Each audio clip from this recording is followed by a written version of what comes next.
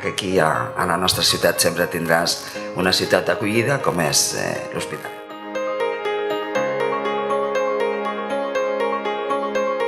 L'Hospitalet i el Baix és una de les regions més importants dins del Delta del Llobregat d'Espanya, des del punt de vista econòmic. Sense cap dubte, i una de les zones i regions, comarques o territoris que té més per vindre dins del que és la zona mediterrània, al sud d'Europa, i actualment, com tots els territoris, amb un teixit industrial que aspiren a ser capdavanters i afronta una nova etapa de canvi. Jo crec que això és el més important, marcada per la indústria 4.0, la transformació digital i la innovació.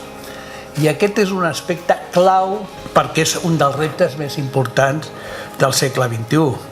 I aquesta nova etapa demana una reflexió com a territori per a repensar d'on ve i cap on va.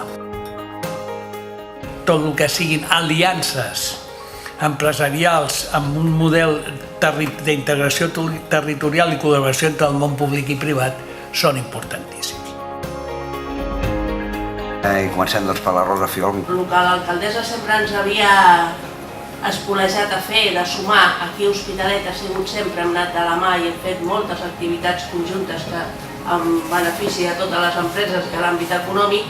I a mi m'agradaria que especialment avui fos un dia d'agraïment al senyor Miquel Valls per tot el que ens ha donat, tot el que ha fet, tot el que ha treballat i tot també el que ens ha ensenyat. Moltes gràcies, senyor Valls.